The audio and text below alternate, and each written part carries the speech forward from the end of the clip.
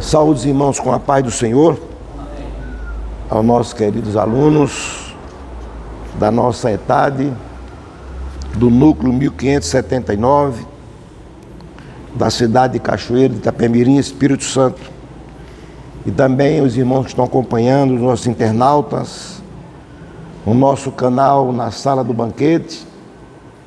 É muito bom estarmos aqui presentes. Nós vamos estudar hoje, dando continuidade à nossa aula das Epístolas Paulinas 2. Nós vamos orar nesse instante. Maravilhoso Deus, Pai que está nos céus, bendito seja o teu santo nome. Receba de cada um de nós o teu louvor e a tua adoração.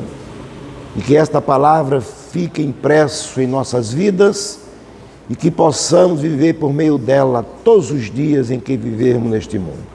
Por isso nos abençoa, nos guarda e nos fortalece em nome de Jesus.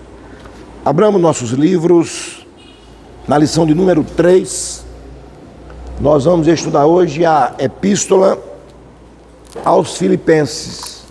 É uma epístola rica como as demais, no seu conteúdo doutrinário, no seu conteúdo de conforto e de inspiração. Isso é maravilhoso. E o nosso texto primeiro, a introdução à Epístola aos Filipenses. Uma curiosidade, ou seja, a gente observa que o apóstolo Paulo, ele começa com elogios aos irmãos da igreja de Filipenses, ao invés de fazer uma advertência. Ele começa elogiando os irmãos. E mesmo assim, desta forma que às vezes a gente pode achar controversa, mesmo assim ele traz para nós grandes ensinos, tanto àquela igreja como para nós hoje. Então observamos que a ocasião foi no ano 60 a 62 depois de Cristo, ou seja, dessa nossa era. E quando existe 60 e 62, que há perdas, há desencontro no calendário, e quem estuda cronologia bíblica, a gente tem que se acostumar com mais ou menos. E nesta ocasião, Epafrodito, ele foi como para Paulo um correio, uma pessoa que levou uma mensagem de Paulo para a igreja de Filipos. Paulo estava em Roma, preso. Como ele disse que ele estava preso, mas a palavra não estava presa. E este jovem levou esta carta de Paulo à igreja. E em forma de gratidão pela oferta que Paulo recebeu, Paulo escreve esta carta aos irmãos de Filipos, mostrando que ele era muito grato. E veja que os contratempos, que no caminho para Roma, Epafrodito quase morreu, ele adoeceu gravemente e ficou impossibilitado de tornar com seu companheiro. Permaneceu com Paulo até poder terminar suas viagens.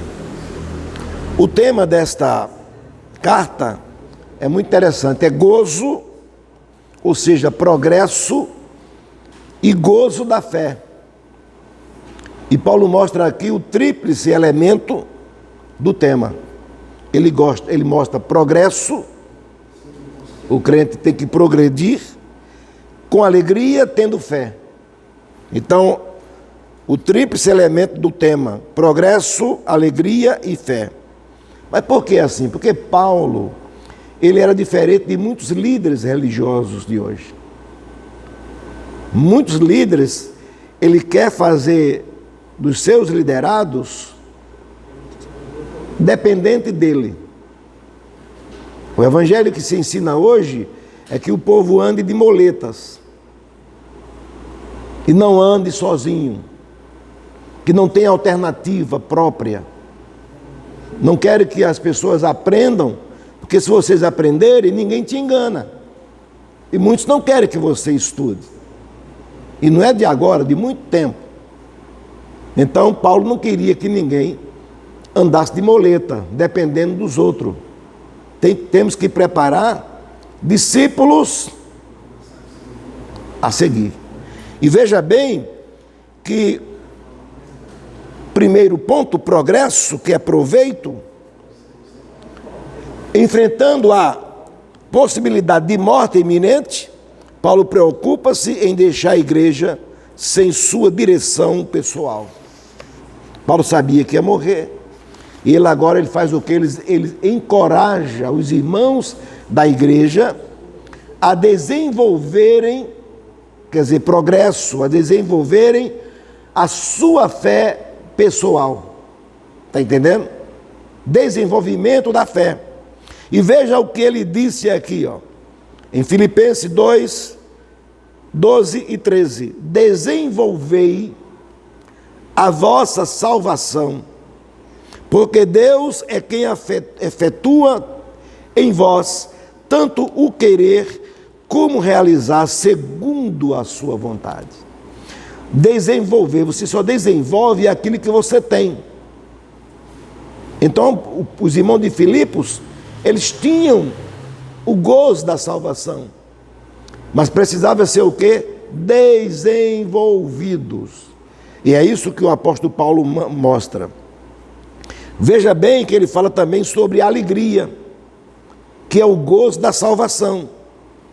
Ninguém sem alegria serve com perfeição. Você tem que ter prazer. Você tem que...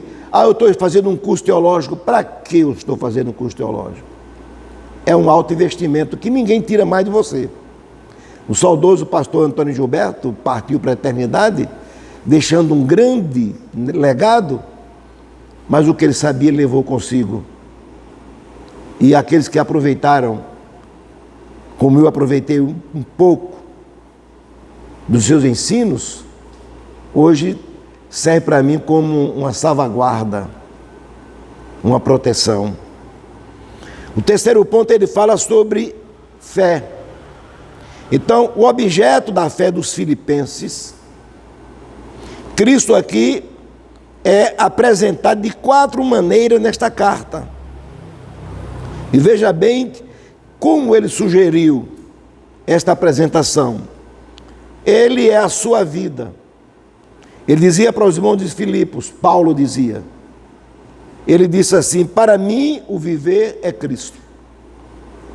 Cristo era o exemplo de Paulo. Eles tendem em vós mesmos o sentimento que houve também em Cristo Jesus, capítulo 2, versículo 5. E também ele disse que Cristo é o seu alvo. Ele disse: prossigo para o alvo, para o prêmio. Ele é a sua fortaleza. Ele diz: tudo posso naquele que me fortalece. Então são características que devem estar inseridas na vida do cristão. Para que eu vou para a igreja? Porque eu faço parte de uma igreja? É apenas que eu gosto de cantar? Não. É para desenvolver a sua salvação através da fé com alegria, tendo progresso para levar outros a se encontrar com Jesus. Foi o que Filipe fez com Natanael. Parecia que Filipe, se fosse quando Arquimedes descobriu, ele disse eureka, né? E Filipe disse: achamos o Messias. Por quê? Porque na mente do povo da época estava perdido o Messias.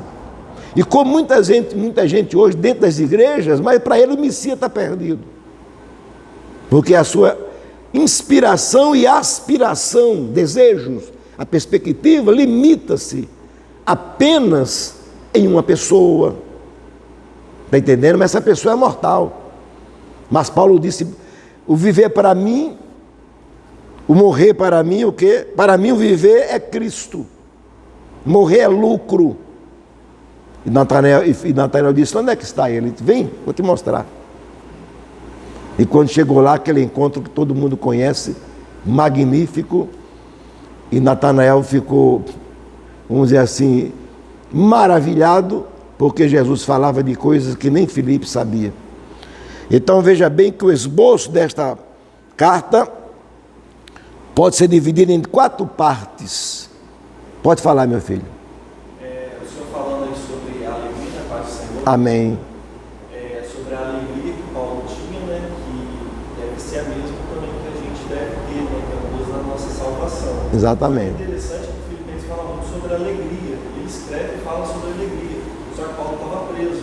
Então a gente vê que a alegria não é circunstancial, né? Exatamente. Não depende das coisas, se vão bem ou se vão mal, mas a alegria está na pessoa de Jesus Cristo. Porque hoje para você, muitas vezes alguém te convida, vamos para a minha igreja que ela é aconchegante. Não é isso? É aconchegante, minha igreja é climatizada, minha igreja tem cadeiras acolchoadas, o nosso pastor tem um vocabulário muito polido, a banda de música, os grupos musicais são excelentes e nós apresentamos tudo aquilo que é humano. Aí eu paro e olho se Paulo e Silas dependesse de um lugar desse, não tinha ganho o carcereiro de Filipos. A ponto dele perguntar, o homem perguntou para ele, o que eu devo fazer? Por isso que eu ouvi uma vez de um pastor missionário chamado Virgínio de Carvalho Neto. Foi meu pastor por um período de tempo. Presidente das Assembleias de Deus de Aracaju. Ele era missionário na África. Aquele foi e é um missionário. Ele e a nossa irmã Rosa, a esposa dele. E quando ele veio da África assumir a igreja, a Assembleia de Deus do campo de Sergipe, eu morava na cidade de Laranjeiras, e ele fez um culto missionário, e o tema do culto foi magnífico. Ele pegou Isaías capítulo 6 e Atos, e ele disse, missões, desafio que vem do mundo, desafio que vem de Deus. Missões, desafio que vem de Deus. Quem há de ir por nós? E clamor que vem do mundo, o que eu devo fazer para ser salvo? Muito impactante. Então, mesmo Paulo em prisão, mas a alegria não deve ser circunstancial nem condicional. E Paulo sempre preso, mas dizia, regozijai-vos, alegrai-vos. E vejamos aqui como ele, as partes mais importantes, na primeira divisão do capítulo 1, Paulo explica como nós, cristãos, pode ser circunstância, ou usar circunstâncias difíceis para estimular o seu crescimento espiritual e produzir regozijo. Cantar com saúde, maravilha. É isso? A minha esposa praticamente ela perdeu as 2 visões. Ela enxerga 5%. Ela não reconhece a face de ninguém, conhece pela voz. Mas um dia eu falei aqui na igreja, trazendo uma mensagem, uma noite de ensino, eu disse a irmã Beta, minha esposa, é mais crente do que ontem, do que há anos atrás. Ela não entendeu, porque hoje ela sabe que ela não depende mais da visão, ela depende exclusivamente de Deus. Então não é a circunstância. Hoje ela está mais alegre, não quer perder mais uma escola dominical, mesmo que não pode ler a revista. Parece até um paradoxo, mas é o desenvolvimento da salvação.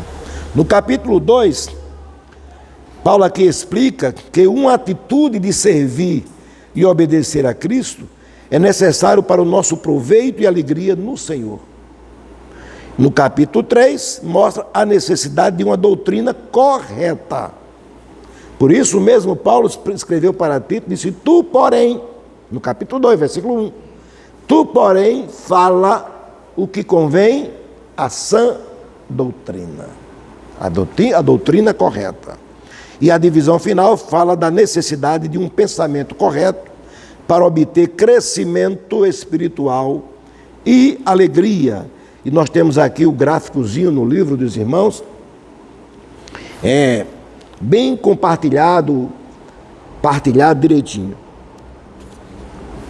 O texto 2, progresso e gozo na fé, apesar de circunstâncias difíceis. Capítulo 1. Aqui fala da prisão de Paulo e Silas, lá no cárcere, né? O cárcere arrebentando e a libertação do carcereiro. E veja bem que depois de 10 anos, Paulo escreve, diz aqui que ele escreve para este mesmo carcereiro e toda a igreja de Filipos. Por isso que a própria palavra diz: lança o teu pão sobre as águas, depois de muito tempo as acharás. Um prisioneiro pregou e depois de 10 anos ele escreve para o mesmo carcereiro com a igreja. E agora Paulo, novamente prisioneiro, como antes, ele expressa alegria através das circunstâncias e leva todos ao conhecimento. E observe aqui que 3 momentos do gozo do apóstolo Paulo, aqui neste capítulo. Gozo através da oração, versículo 1 ao versículo 11, que fala do fruto da justiça. Gozo através da oração. Por quê? Quando oramos, conversamos com Deus. Gozo através das prioridades certas. Estava sofrendo? Estava. Mas qual era a prioridade para Paulo? O importava que Cristo fosse anunciado, mesmo ele passando por sofrimento.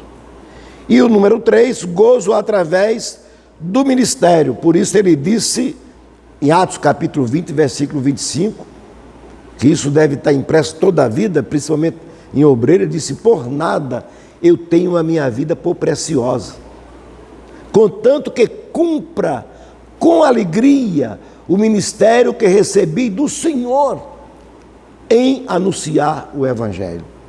A vida dele ficou em segundo lugar, ou em terceiro, mas era o anúncio. Por esta razão, a igreja ela não pode perder o foco, ela não pode ficar presa, ela não pode ficar limitada, porque não existem fronteiras para a igreja. Eu tenho falado isso em cultos festivos, eu tenho falado isso em concentrações de missões. Por isso que eu não sou muito chamado, também não faço questão. Eu não vou chegar vamos dizer assim, num seminário de missões, eu falar apenas o que o povo quer ouvir. A calamidade hoje, a notícia corre aí, cristão morrendo, não é só no Afeganistão, no mundo inteiro. No mundo inteiro. A cidade de Cachoeiro de Itapemirim, que nós moramos, se você pegar, fazer um levantamento de missionários com carteirinha expedido pelas denominações, dá para mandar 3 missionários para cada país, ainda fica missionário sobrando.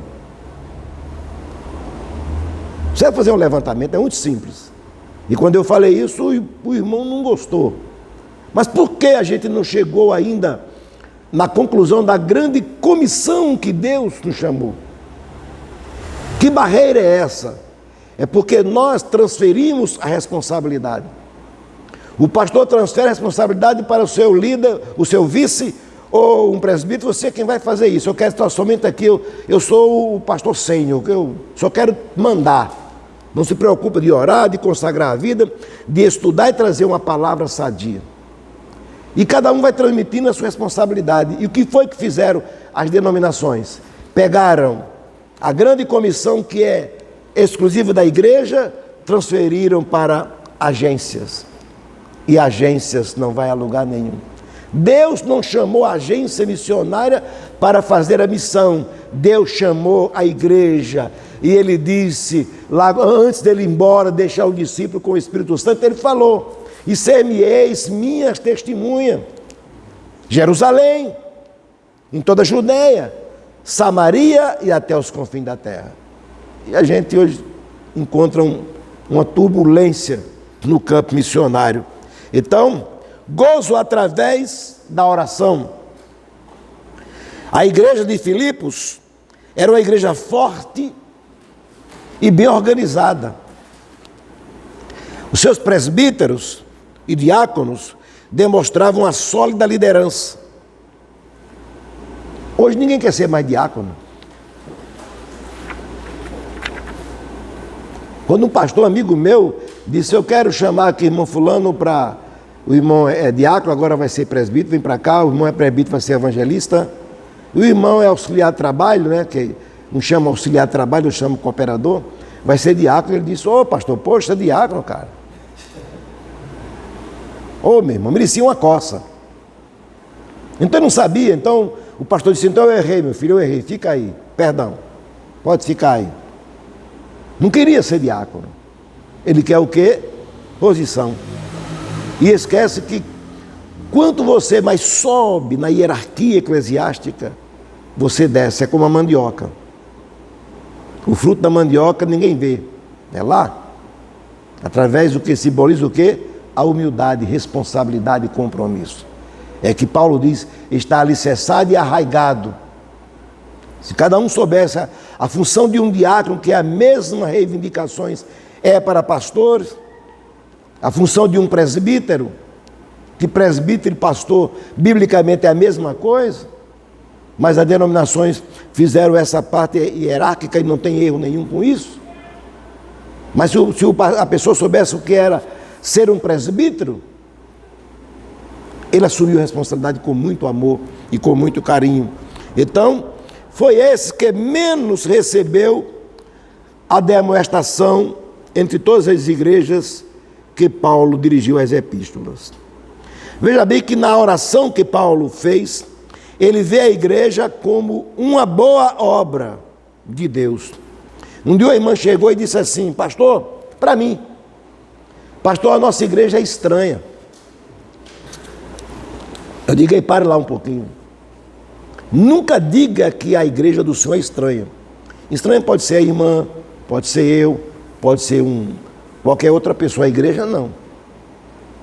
Temos que ter a visão divina. Paulo via a igreja como que uma obra boa, uma obra benéfica, uma obra que vem das mãos de Deus. E veja bem que essa obra, ela tem 3 fases distintas. Uma boa obra começada. Começou como? Através de quê? Da regeneração. Nem todos nasceram em berços evangélicos. Uma boa obra levada avante através de quê? Da santificação. E uma boa obra completa através da glorificação. E Paulo, ele dá ênfase aqui, que é a chave para o amor transbordante e um profundo conhecimento de Cristo. No capítulo 1, versículo 9. Paulo não é apenas, ou seja, esse não é apenas um conhecimento intelectual da mente, do ser, mas um conhecimento do coração, um conhecimento com experiência. A palavra grega aqui usada para conhecimento é um conhecimento que vem da experiência vivida. Às vezes a gente vive tanto e não tem experiência. A gente lê nos evangelhos, Jesus vinha, olharam e João disse: aquele ali é o Senhor. João conheceu ele pelo jeito de andar. E ele disse: as minhas ovelhas conhecem a minha voz. Eu chamo-a e elas me ouvem. É a experiência vivida para ter uma vida cheia de amor, transbordante e frutífera, como resultado de uma vida pura. Veja bem agora as prioridades corretas. Filipenses capítulo 1, versículo 12 ao 18. Paulo não era um mercenário, como alguém queria dizer, o que alguém pensa. O interesse de Paulo era o quê? O céu. Paulo não se preocupava com oferta. Paulo não se preocupava com oferendas, com prêmios. O interesse de Paulo era o céu. Então, por exemplo, aqui, a pregação do evangelho, para ele, era mais importante do que a própria liberdade. Quantas vezes alguém diz, mas pastor, está com 68 anos, vai descansar um pouco, para com isso. Se eu ficar em casa, eu corro risco de pecar. Mas por quê? Tem uma televisão, alguém pode me falar uma coisa. Então, esse tempo que eu estou aqui, eu estou livre. Eu estou a serviço de Deus. E vou vivendo enquanto Ele quiser. Então, aqui, ó, Paulo, ele sentia piedade até pelos seus inimigos. Sentir piedade dos amigos é facílimo. Mas dos seus inimigos, aquele que não te cumprimenta, que alguém acha que ser missionário é ser turrão, brigando com todo mundo. Nada disso. Isso é para quem é promotor e delegado. Missionário, ele tem que ser complacente, se compadecer dos próprios inimigos. E a pregação para Paulo era o mais alto posto da sua vida social. Ele não tinha outra coisa. Paulo não era concorrente de ninguém, mas sempre ele estava em concorrência.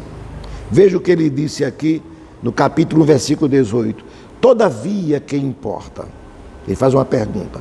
Uma vez que Cristo, de qualquer modo, está sendo pregado, quer por pretexto, quer por verdade, também com isto me regozijo. Sim, sempre me regozijarei. Porque alguém concorria com Paulo, mas Paulo não concorria com ninguém. E alguém dizia, tem alguém pregando. Alguém interpreta esse versículo aqui, que o importa está sendo falado, mas está falado o quê? O Evangelho. É pregar o Evangelho. Mas fulano não tem uma vida correta, mas ele prega a palavra. Agora tem gente que quer ter a vida correta, mas prega heresias.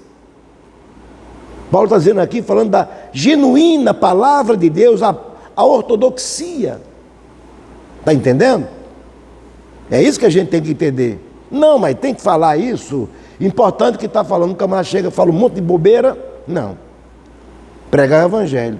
Um dia um bêbado, ele não estava bêbado, estava embriagado, mas ele pregou o Evangelho. A gente ia passando na rua de Laranjeiras, ele estava sentado na calçada com uma garrafa de cachaça, uns pedaços de limão, era laranja, não sei lá.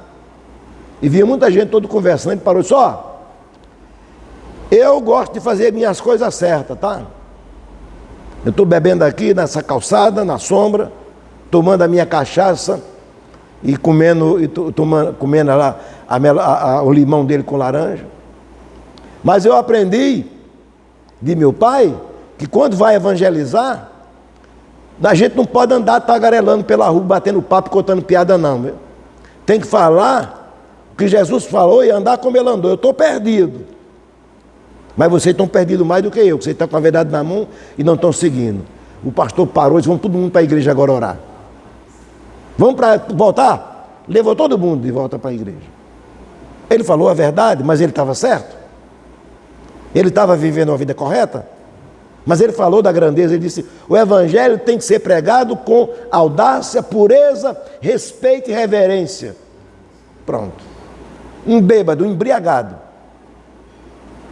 E o pastor diz, vamos procurar aquele homem, onde é que ele mora, qual é a fazenda, que a gente possa resgatar e trazer ele para a igreja. Está entendendo?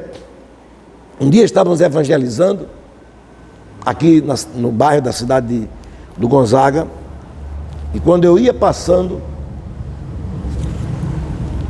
tinha um camarada debaixo de um carro, consertando o carro, estava eu, o pastor Sebastião Tagliaferri e alguns irmãos, eu era na época presbítero.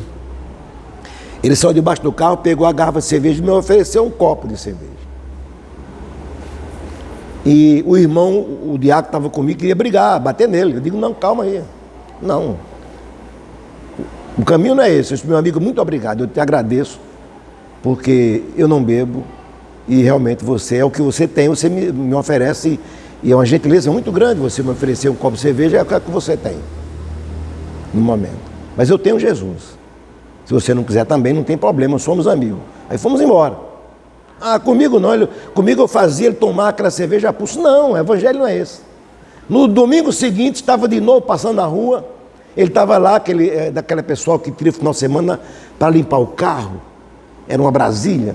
Passando, ele saiu debaixo da Brasília, sem ser verde, disse: ô, pastor, me chamou de pastor, e disse: eu queria te pedir perdão daquele domingo, eu fui muito... ele disse assim: eu fui muito infeliz na minha colocação. Queria te pedir perdão. Qual é a sua igreja? Porque se for aquela ali, eu não vou não. Aquela ali tem isso, começou a falar. E com o cigarro na mão. Eu disse: olha, é aquela igreja que precisa de você. Por quê? Eu disse que você conhece o que é pecado. Se você for lá para aquela igreja, você vai viver, vai ser o exemplo, vai ensinar o povo o caminho certo que você conhece. Ele parou, jogou o cigarro no chão, apagou e disse: o senhor falou a verdade. Hoje ele não está lá mais não, mas eu tive o privilégio de chegar lá, ele como obreiro da casa do Senhor. Ele disse: o senhor descobriu em mim. Eu disse: eu não, Deus, que eu tinha uma virtude. Está entendendo? Aqui nada, olhe para você o seu pecado, você trocar farpa com a pessoa. O evangelho é de evolução, de crescimento, de progresso, de piedade, até daqueles que nos perseguem, até daquele que quer bater na gente. É muito fácil pregar, mas viver, na hora a gente quer dar uma de valentão, né? Então, nós observamos aqui gozo através de um ministério ativo, dinâmico. Paulo não tinha sua vida como preciosa, já falei isso, acima do evangelho. Paulo não deixava as suas obrigações com Deus em segundo plano. Ele admoesta a todos os cristãos, nesse texto aqui, Filipenses 19 a 30, do capítulo 1, a serem cidadão dos céus, ter a sua cidadania. E ele diz lá no final aqui, o comentarista, como a cidadania romana requeria honras especiais a César, assim a cidadania celestial requeria deles fidelidade total ao Senhor, mesmo nas horas de dificuldade. O texto 3, progresso e gozo na fé através da submissão completa. Estamos vivendo a crise da insubmissão. Isso começa de obreiros. É muito fácil o obreiro dizer assim: mas a igreja, mas e o irmão, mas ele não é submisso à liderança. Não é submisso ao pastor imediato. Submissão é fruto, é algo, é riqueza, é dom, é dádiva de Deus. E o pensamento-chave de Filipenses 2 é o que? Servir. Servir. A pessoa servir é algo maravilhoso, que quando a gente faz por amor, que seja na vida social, que seja na sua casa, que seja na igreja, é algo que você sente alegria. Então, o princípio de servir, no capítulo 2, versículo 1 a 4, Paulo apresenta aqui uma sublime lição de humildade. Ele diz: considerando cada um os outros superiores a si mesmo. Já pensou nisso? O pastor considera o presbítero superior. Tinha a humildade de sentar na escola dominical e aprender de um jovem, de um adolescente. E eu já vi pastor dizer: eu me sentar? Eu criei esse menino todo, rapaz.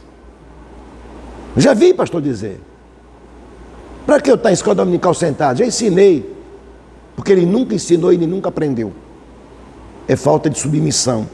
Então, o que é que diz aqui? Em outras palavras, devemos visar sempre as necessidades eternas e espirituais dos outros numa posição prioritária a de nossos próprios direitos, ambições e orgulho. Porque, irmãos, a submissão nos faz a compreender a necessidade dos outros. Deus nos leva a isso.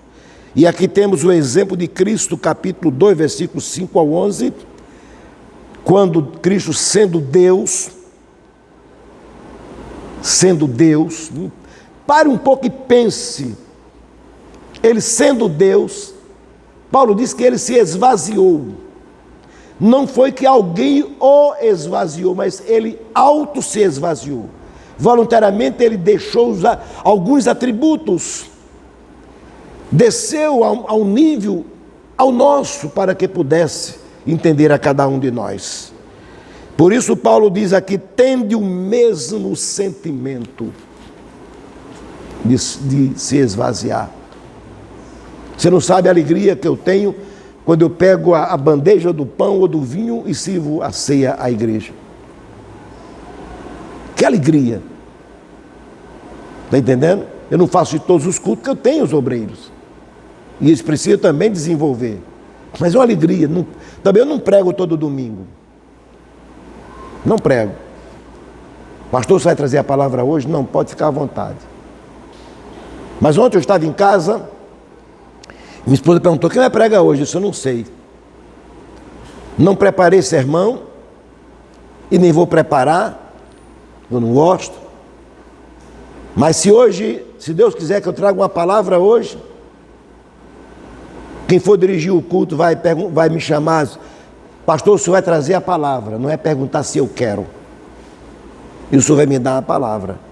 E o senhor me deu a palavra na mulher, a sunamita, mãe daquele menino que Jesus, que Eliseu ressuscitou. Não foi porque eu preguei, mas o culto ontem foi uma bênção. Que você pode ser importante para alguém que também é importante. E aquela mulher, a Bíblia diz que ela era importante. Ela era rica. Ela era importante. Mas na hora que ela viu seu filho morto, ela colocou o menino na cama do profeta e não na cama dela. Botou no quarto pobre.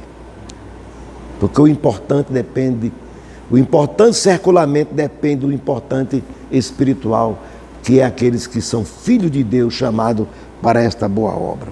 Então veja bem que Deus exaltou de uma forma, dando um nome sobre todo nome. Ele se esvaziou e Deus o exaltou. E diante deste nome, todo joelho se dobra diante dele. Mas como aplicar em nossa vida? Capítulo 2, versículo 12 ao 18. Assim como Deus exaltou a Cristo, também um dia Ele nos exaltará, de acordo com o princípio do servo. Paulo disse, ele ademoesta dizendo, assim, pois, amados irmãos, meus, veja que ele diz, meus amados, meu, intimidade, meus amados, é uma coisa, agora, amados meu. Como sempre obedecestes, não só na minha presença, porém, muito mais agora na minha ausência, desenvolvei a vossa salvação com temor e tremor. Tem alguém que diz, eu prego, para mim não, para mim tanto faz nada, eu prego, não tenho dificuldade. Eu estou com 68 anos, mas seja em qualquer lugar, recebo a oportunidade, dá um frio na barriga e minhas pernas tremem. Estamos falando do ser mais importante, que o escritor Hebreu diz que ele é mais sublime do que os céus. Com temor e tremor, porque Deus é quem efetua em vós tanto o querer como realizar, segundo a sua vontade. Então, por isso não há dúvida que a justificação, ela é instantânea. Era condenado, agora é justo. Quando diz aqui, porém a salvação nestes versículos se refere a outro tempo, aspecto da fé, a santificação. A justificação é imediata, enquanto a santificação é um processo contínuo. Você vai de glória em glória até chegar à estatura de varão perfeito. Temos aqui os exemplos de Timóteo e Epafrodito. Princípio de um servo. Timóteo e Epafrodito foram servos fiéis. O texto 4, progresso e gozo na fé através da doutrina correta. Paulo começa aqui exortando a regozijar várias vezes. Regozijai-vos, se alegrai-vos, alegrai-vos. Outra versão de regozijai-vos no Senhor. Mas ele faz um alerta sobre erros doutrinários. Ele alerta. O primeiro erro doutrinário se chama legalismo. Não foi naquele tempo. Que é tentar agradar a Deus pela obediência, para deste modo obter a salvação. Não, eu quero ser, pode mandar fazer que eu faço tal, mas não adora. O segundo erro se chama antinomianismo, que literalmente significa oposto a todas as regras. Os que seguiam essa doutrina sentiam que haviam sido salvos pela fé e que agora estavam livres para pecar. Não importava mais o que ia acontecer, porque eles estavam livres de qualquer erro. É um puro engano. Por isso tem aquela questão: um crente pode perder a salvação? Sim, pode. Ninguém é salvo-se para sempre. Legalismo, o que é que ele faz? Ele reduz a fé que você tem em Cristo, a observância das coisas e as obrigações eclesiásticas. E Paulo aqui diz assim, mostrando o erro de confiar na carne. Paulo se refere à sua própria vida. Então ele diz que o legalismo faz você reduzir a fé em Cristo, reduzir as observâncias das obrigações que você tem com a igreja. É como alguém diz assim: já fui à escola dominical hoje, eu já fui para a minha campanha, já fui para a vigília, já fui para o monte. Não terminou não, a jornada continua. O legalismo faz isso, leva a pessoas a praticar, e alguns crentes de Filipos, embora salvo na fé, através da fé em Cristo, estavam tentando manter sua salvação pelo aperfeiçoamento de suas obras. Essa falta de entendimento resultou numa obediência a Deus baseada no quê? No medo. E isso tira o gozo. Eu vou para a igreja hoje porque eu já faltei dia tal, o pastor vai me chamar a atenção. Não. Você tem que ir para a casa do Senhor com alegria, como diz o salmista no Salmo 122. Alegria não, como me disseram, vamos à casa do Senhor. Está entendendo? Não é fazer por medo, pensando que vai ser recompensado por alguém. Então, o antinomianismo são aqueles que dizem, veja bem, eu creio em Deus, Ele está no meu coração. Quanto não dizia isso? Eu creio em Deus, Ele está no meu coração. São apenas os religiosos. Será que não tem crente religioso, não? Você ouve isso constantemente na sua igreja. Aqui tem irmão de várias denominações. Você já ouviu isso? Irmãos, olha, está pensando que foi fácil? Eu oro no monte, irmão. Eu pago um preço no monte. Quer dizer que o preço que Cristo pagou na cruz do Calvário não está valendo nada, né? Vocês já ouviram isso? Irmão, isso aqui é joelho no monte. Se ouve isso constantemente. E precisamos se acordar para essa realidade. São religiosos. Diz assim: eu faço caridade. Está nesse contexto aqui. Eu jejuo, né? Eu gosto das coisas certas. Eu sou honesto. Posso fazer uma pergunta? Pode. É uma dúvida pessoal. Por não. Tem até uma forma de pensar quanto a isso também, mas eu estou te pedindo uma orientação. Na palavra de Deus a gente vai ver que pela graça sois salvos, no meio da fé. Isso não vem de vós, é dom de Deus, não vem das obras para que ninguém se glorie. É assim? Isso. Então a gente vê que a salvação é justamente isso que o senhor falou, o preço que Jesus pagou. Exatamente. Pela fé eu tenho, a gente acaba recebendo essa graça de Deus, a salvação. Só que a gente vê outros versículos da Bíblia que fala que o reino de Deus é ganhado à força.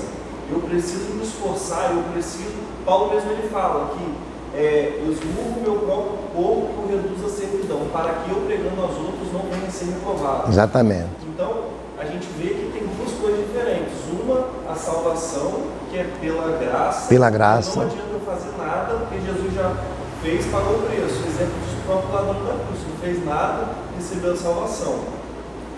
E um outro ponto é esse esforço que a gente precisa permanecer firme nesse texto que o senhor falou aqui, que a salvação é alguma coisa contínua. Então, como que eu posso entender isso? Existem uma salvação e existe a parte do galardão do reino de Deus? Seria isso? Não, veja bem, é quase isso, mas veja bem. Quando ele diz assim que a salvação já foi pago, Cristo já pagou a salvação. Agora, quando ele diz assim que devemos, o rei de Deus é tomado à força, chama-se você vencer, porque são inimigos que a gente precisa vencer. O primeiro inimigo que eu preciso vencer é eu. Depois, o mundo. E depois, Satanás. Eu tenho que vencer o inimigo. Por isso, Paulo falou, os irmãos de Filipe estavam salvos. Mas ele disse o quê? Desenvolvei. Ou seja, esforçai-vos. Está entendendo? Colocar em prática. Não ficar estacionado. Porque a salvação não vem das obras. Mas hoje nós fazemos obras como fruto da salvação. E não fazemos boas obras. Exatamente, é a diferença, é fruto. Então, quando você tem que o reino do céu tomado à força ou por esforço, é você vencer a você mesmo, a estagnação. Aí, pastor, Pô, não, pode ficar tranquilo. Eu penso o seguinte, igual as obras. As obras que a gente faz, que a gente pensa, esforça, a gente sabe que a gente vai ter um galardão. Exatamente, É isso. Então eu associo na minha cabeça esse galardão ao reino de Deus, que é o próprio milênio ali, né, que Jesus vai reinar durante 1000 anos aqui na terra, junto com todos nós, enfim. Então eu acabo associando essa parte onde a gente aplica o nosso esforço, a nossa força mesmo de permanecer e tudo mais, a esse galardão, não diretamente a salvação. Exatamente. Está certo essa forma? Tá certo. Por quê? Veja bem. Qual é o perigo de você estagnar no tempo? Vamos levar para a nossa vida secular. Você começa um curso como este. É um valor irrisório, mas é um curso. Não é isso? Você tem que ter uma programação, um orçamento. Você tem que você desprender de um tempo, sair da sua casa, vir aqui toda semana, leva 2 anos. E não vamos dizer que isso muitas vezes não traz um desânimo, dá vontade da gente parar. Eu tenho um filho que está se formando em engenharia de Minas, e falta um período. E ele hoje disse assim, a semana passada ele disse, papai, eu vou trancar o curso, ó. Eu vou trabalhar numa empresa aí, porque eu preciso me casar. Tá bom, mas vamos orar. E hoje ele me abraçou assim, papai, graças a Deus, eu conquistei, e só falta agora, já conquistei 90 e tantos % da minha faculdade. Então, ano que vem ele é um engenheiro. Então, se ele se estagnar, ele trancar para ele recomeçar, meu filho. Para recomeçar é difícil. O que Paulo está dizendo? Ele diz que o rei do céu tomar da força, é que você tem que vencer a você. A você mesmo, você está cansado, deitado em casa, a vontade é descansar. E Paulo disse, desenvolvei a vossa salvação, que Deus já pagou através de Cristo. Agora desenvolver você, para não vir o esfriamento. Que todos nós estamos sujeitos a esfriamento. Ninguém está livre disso não. Paulo disse, olha, quem estiver em pé, cuidado que não caia. Está entendendo? Elias é o maior exemplo. Depois dele fazer aquela pureza toda, qual foi o desabafo de Elias? Morra eu que não sou melhor do que meus pais. Então a gente tem que olhar isso. Então o que o irmão está falando é correto. Então veja bem,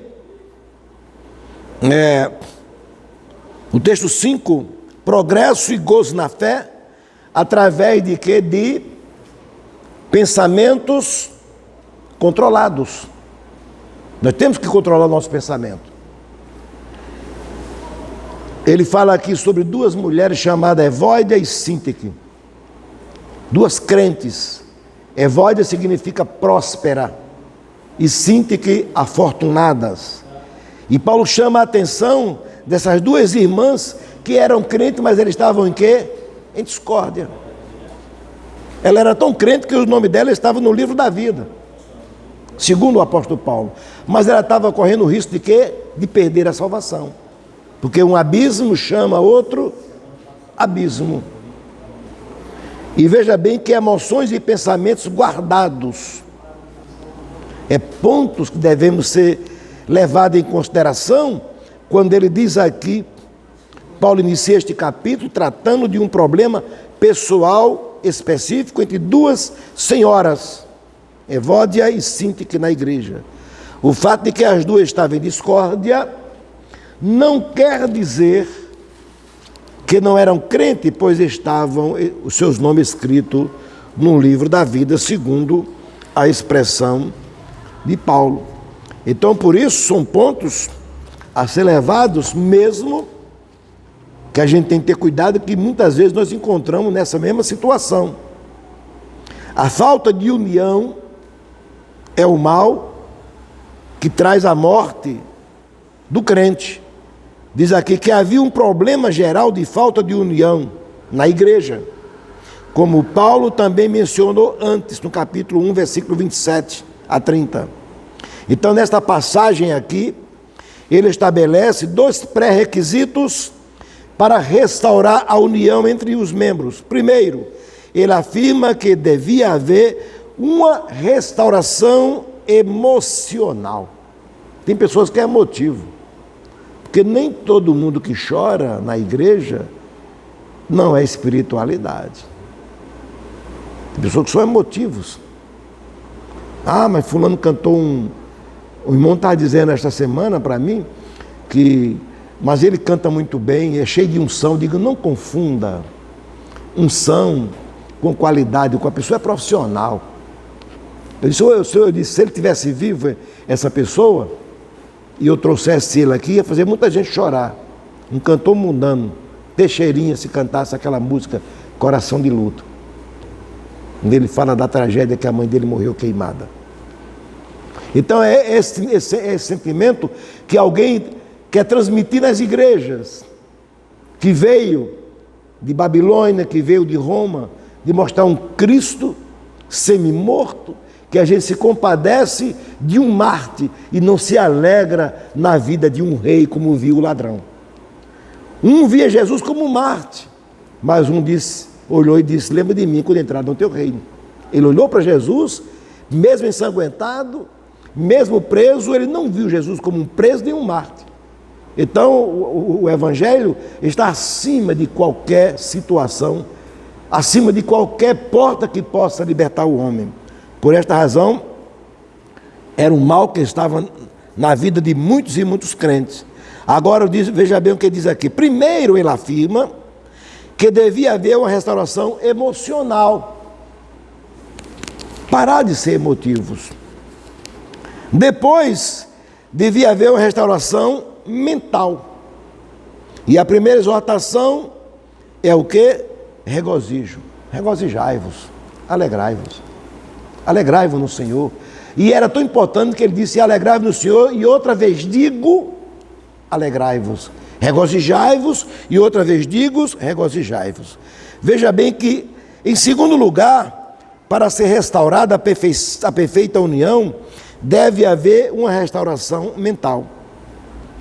Uma vez que a palavra ansiedade é mencionada várias vezes na epístola, cremos que a igreja em Filipe foi tomada por uma onda de ansiedade, provocada pela discórdia entre os membros ou por perseguição contra a igreja. A solução que Paulo apresenta para este problema é simples: ora a Deus entregando-lhe as ansiedades. E Pedro disse, lançai sobre ele, Jesus, toda a vossa ansiedade, e ele cuidará de vós. Pensamento controlado, porque Deus, através da sua palavra, diz aqui que ele já havia exortado aos coríntios a estarem levando cativo todo o vosso pensamento à obediência. Você quer ter uma vida próspera? Eu tinha uma perseguição mental quando eu era jovem mesmo, uma perseguição mental diabólica, que eu não conseguia me livrar. Eu conversei um dia com um pastor, não era o meu, na época, e ele disse: vou te dar uma receita. Amanheça o dia, lê um versículo bíblico e tente criar uma pregação nesse versículo o dia todo. E a palavra é como um martelo que esmiuça a pedra, a rocha. E acabou. O hino 17 da harpa cristã diz: nas horas que passo pensando em Jesus, as trevas desfaço buscando a luz. São horas de vidas tão doce para mim, que Cristo convida que suba para si. A gente parece que está lá, subiu ou Jesus desceu. Todo mundo foi e é assediado por pensamentos negativos, pecaminosos, mas ele deve ser controlados pela palavra de Deus. Quando ele diz aqui, levando cativo todo pensamento à obediência.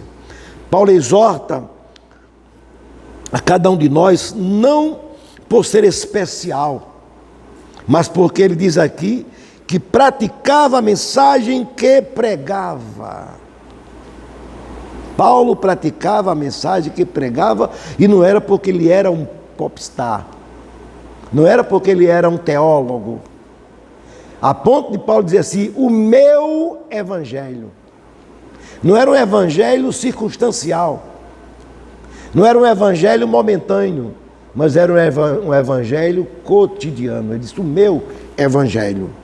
Os agradecimentos de Paulo aqui, veja bem que assim ele termina dizendo assim: tudo posso naquele que me fortalece. Então, todas as nossas ansiedades, intempéries da vida, são superados através da palavra de Deus. Quer vencer? Vença pela palavra.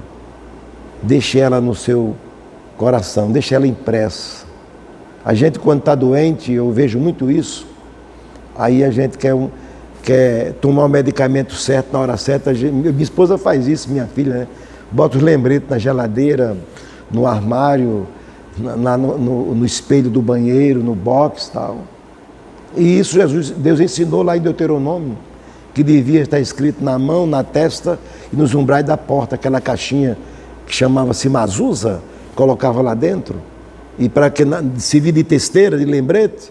Então essa palavra deve estar no nosso coração, e o salmista diz: escondi a tua palavra, para quê? Para não pecar contra ti.